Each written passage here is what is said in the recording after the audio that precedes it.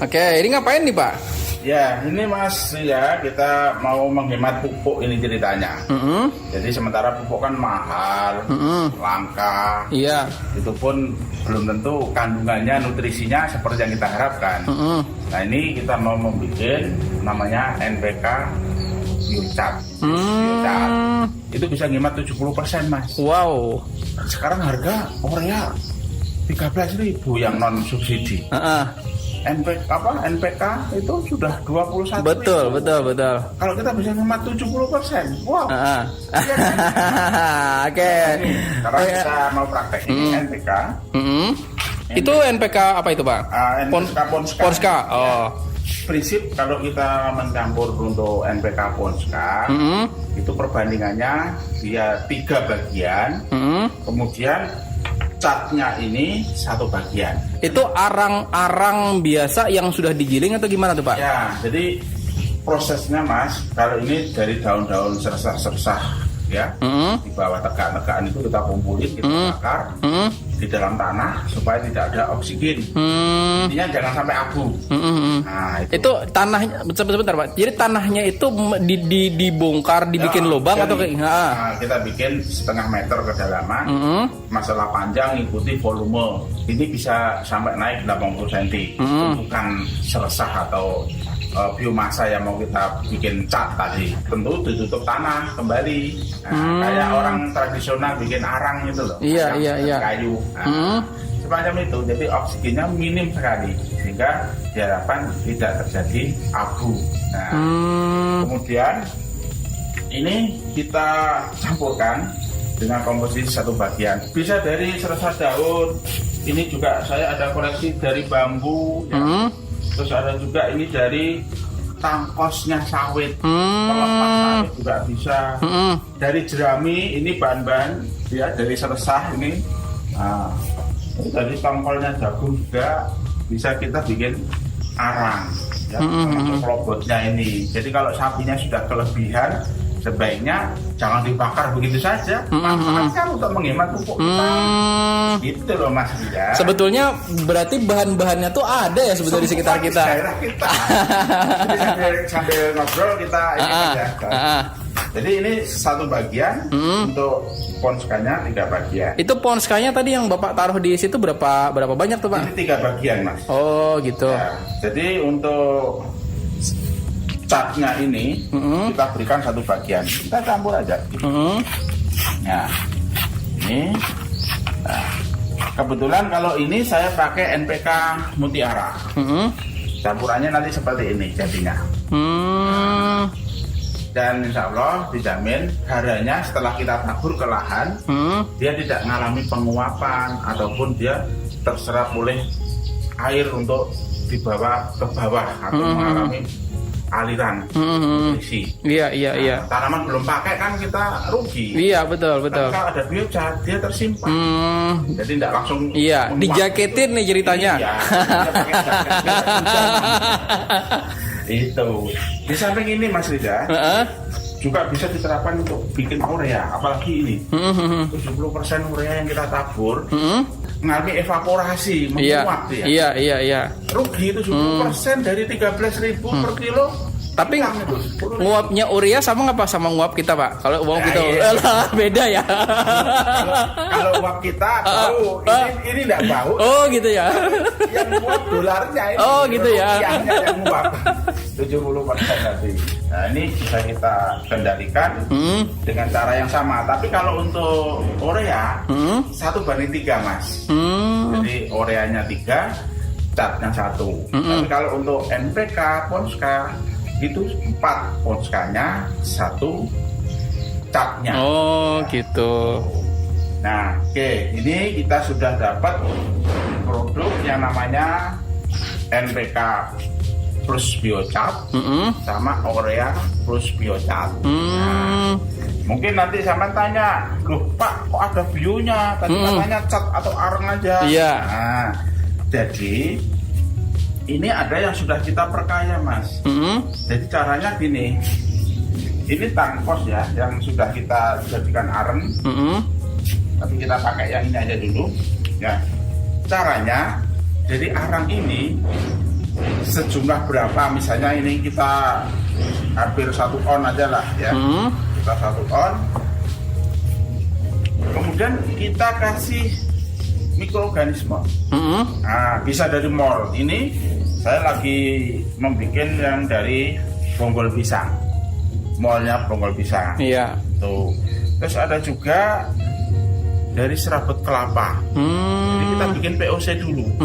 Nah, terus ini ada urinnya ternak. Ini sebagai sumber N juga. Ternak apa itu, Pak? Nah, ini kebetulan kita ada sapi. Nah, ini dari pisang, kulit pisang itu loh. Nah, ini kita dapatkan. Terus kalau ini dari pelepah pisang yang sudah kita uapkan airnya, jadi sudah konsentrasinya pekat. Makanya kita katakan sebagai NPK organik. Nah, itu. Nah, terus kalau yang ini mol plus POC. Jadi campuran ini tadi ditambahkan mol. Nah, molnya kita bisa pakai produk pasaran, tapi kalau kami pakai GMT ini mengandung 67 mikroorganisme dan asam-asam organik. Cuman kalau sahabat tani mau dapetin BMT-nya caranya gimana tuh, Pak? Nanti bisa chatting ke channelnya Mas Rizal. Gimana nomornya? Tinggal chatting aja di situ. Mas Rizalnya nanti tinggal kontak saya. Nah, ini Mas, kita tinggal aduk saja. Kita sudah dapatkan ini biocat. Jadi bionya dari unsur-unsur mikro dan VOC tadi. Terus ini kita dapatkan biocatnya. Nah, kalau kita sudah dapatkan biocatnya ini, tentunya ya sudah siap kita campur dengan NPK atau urea tadi seperti yang ini kita dapatkan. Nah, itu. Nah, seperti ini yang sudah jadi. Ya. Oke, jadi kita sudah dapat 3 ini. Biocatnya sendiri, terus NPK-nya plus biocat dan urea plus biocat. Saya mau sharing lebih lanjut lagi, Mas. Saya ingin Sobat Tani betul-betul terpikat dan tidak mau pindah channel lain. Channelnya Mas Rizal dan Pertanian Madani. Iya, mantap. Dan ini kita biasa kita temui. Apa padi kita roboh. Nah, itu salah satunya kekurangan silikat. Kalau kita lagi bakar tadi, putih-putihnya itu, kita sisihkan. Iya. Silikat khusus untuk padi atau tanaman yang dia mudah roboh atau dia kekurangan unsur silikat. Nah, yang kita dapatkan nanti seperti ini. Nah, ini cara pembuatannya sama dengan NPK tadi. Itu NPK biocat tadi, hanya ini dari abu. Nah, ini sudah jadi NPK silikat. Iya. NPK-nya dari mana? Dari ini tadi. Jadi, nah ini POC plus. Nah, ini di dalamnya NPK organik. Sama dengan ini. Ini NPK organik juga. Iya. Ini yang kita tambahkan ke sini. Jadilah ya, seberapa ukurannya? Jadi kalau kita punya katakan 1 kilo, ya, kita larutkan si POC yang sudah mengandung NPK organik ini tadi sejumlah kurang lebih 50 cc. Terus tambahkan air secukupnya. Kenapa secukupnya? Karena ini abu ini variasi kadar airnya, ya tergantung. Kalau kami biasanya kalau 1 kilo kasih mol POC-nya tadi 50 cc, airnya kita kasihkan 500 sampai 600 cc. Kita campurkan. Iya. Nanti hasilnya kayak gini, memang agak lembab. Karena untuk menjaga si molnya juga kan, biar tidak mati. Nanti kalau kering kayak gini mati dia. Iya. Itu Mas. Mana? Sudah jelas atau ada yang mau ditanyakan lagi, Mas? Itu ngambil silikatnya tuh berarti dari abu itu, Pak ya? Iya, dari pembakaran abu kita yang lewat karena dia mungkin terlalu lama, ataupun kita pas tidak berkesempatan membuat lubangan, kita bikin yang terbuka. Iya. Kita tungguin, kita siram. Ternyata ada yang kebablas. Iya. Nah, itu jangan dibuang. Sisihkan nanti untuk bikin silikat plus NPK. Gitu. Berarti itu nanti kalau sana dicampur dengan NPK perbandingannya berapa tadi, Pak? Nah, untuk silikat NPK ini tergantung kondisi tanaman di lahan. Kalau dia rebahnya itu ekstrim, nah perbandingannya kalau di NPK ini kita bisa berikan, katakan ini 1 karung, untuk silikatnya kita kasih 5-10 kilo. Supaya apa? Ya, ini komposisi yang untuk menutup tadi yang kekurangan silikat tadi. Iya. Karena silikat sendiri itu di dalam tanah sebenarnya kebutuhannya sedikit. Iya, betul. Tapi kalau sedikit tadi yang diambil terus kan kurang. Iya, tanah. betul. Makanya kita perlu kembalikan lagi. Kalau idealnya Pak, misalnya 1 kali musim tanam gitu kan, anggaplah misalnya kita tanam padi yang umurnya itu 110 hari misalnya, anggap seperti itu. Nah kira-kira berapa kali aplikasi nih Pak selama masa tanam? Ya, berapa kali aplikasi dan berapa jumlah sesuai rekomendasi setempat. Tapi kita musim pertama bisa kurangi penggunaan itu 20-30%. Secara bertahap nanti kita kurangi sambil kita amati produksinya menurun enggak dengan pengurangan 20-30% tadi. Iya. Nah kalau misalnya stabil atau malah naik, musim depan berani turunkan lagi gitu. Sampai pada titik keseimbangan. Seperti itu Mas. Berarti kita pemupukannya tetap ngikutin rekomendasi, cuma dengan menggunakan ini kita bisa mengefisienkan penggunaan pupuk gitu Pak ya. Betul. Kan sudah cuannya kita sudah nggak perlu harus dibuang lagi. Semua atau ngalir itu. Mungkin satu pertanyaan saya Pak, kan kayak gini. Ketika harga pupuk ini kan naiknya luar biasa, banyak orang yang berbondong-bondong mencari alternatif Pak. Tapi mungkin pertanyaan saya mungkin ini agak berat Pak ya pertanyaannya. Maksudnya seperti ini, kenapa kok nggak dari dulu sih para petani itu cari alternatif Pak? Itu tuh kenapa tuh Pak? Ya memang bangsa kita itu kalau nggak kepepet, ya kan?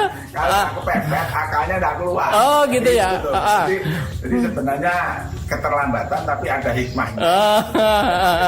Indonesia ini harus dibuat masalah supaya dia kreatif. Oh gitu ya. Berarti Indonesia banyak masalah nggak apa-apa Pak ya?